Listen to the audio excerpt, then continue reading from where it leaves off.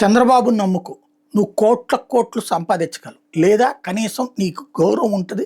నీకు వ్యక్తిత్వం ఉండేటటువంటి విధంగా ప్రచారం జరుగుతది. జగన్‌ని నమ్మావా? నువ్వు వ్యక్తిత్వ హననానికి గురవుతావు.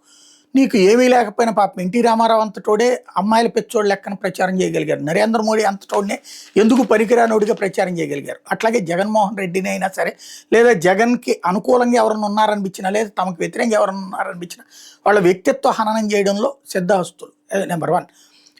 మానసికంగా హింసిస్తారు. అలాగే సమాజంలో వాళ్ళ పరువు తీస్తారు. Media, print media, electronic media, నోటి మాట ద్వారా. అదే సందర్భంలో వాళ్ళకున్న వ్యాపారాలు లాగేసుకుంటారు. వాళ్ళ సొంత సంపాదనను కూడా లాక్కుంటారు.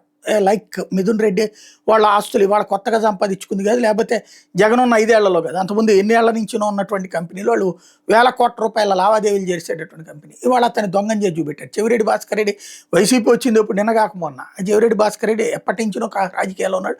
రాజశేఖర రెడ్డి అప్పటి నుంచి, కరుణాకర్ రెడ్డి, రాజారెడ్డి అప్పటి నుంచి ఉన్నటువంటి వాళ్ళు ఇలా అందరూ. కానీ వాళ్ళ సంపాదనలన్నింటినీ కూడా టార్గెట్ చేసుకుంటూ వస్తున్నారు. వాళ్ళ సంపాదించుకునే వ్యాపారాలను దెబ్బతీసుకుంటూ వస్తున్నారు. అదేమంటే జగన్ టైంలో వ్యాపారాలు దెబ్బతీస్తే వ్యాపార వాతావరణాన్ని దెబ్బతీయడం, ఇప్పుడు తెస్తే అది ప్రతీకారం తప్పు లేదని చెప్పేటటువంటి వైనం. అలాగే ఇప్పుడు లిక్కర్ కేసు లాంటి వాటిని అడ్డం పెట్టుకుని వాళ్ళు దశాబ్దాల తరబడి సంపాదించుకున్న ఆస్తులని సీజ్ చేసి వాళ్ళ చేతిలో డబ్బులు లేకుండా చూడడం. ఓవరాల్గా జగన్ అనేవాడి మీద ద్వేషంతో జగన్ చుట్టూ ఉన్న వాళ్ళని వ్యాపార పరంగా, వ్యక్తిత్వ పరంగా, ఆర్థిక పరంగా, ఆస్తుల పరంగా సర్వనాశనం చేయడం అనేటటువంటి ఒక వ్యూహం నడుస్తున్నది. దాన్ని తట్టుకుని నిలబడి ఆ పైన జగన్ కలబడి గెలవగలగుడా అనేదే ఇక భవిష్యత్తులో తేలాల్సిన అంశం.